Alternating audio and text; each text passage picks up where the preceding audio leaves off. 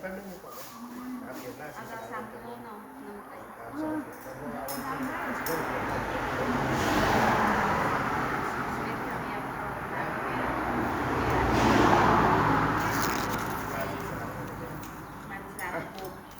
โอเค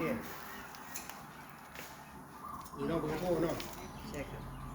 อันนี้เป็นของพ่อ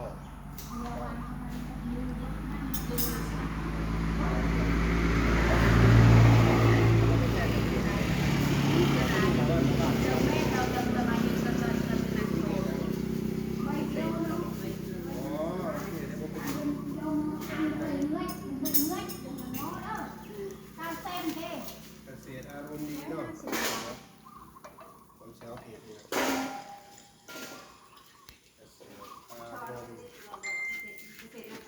รอารมณ์ดี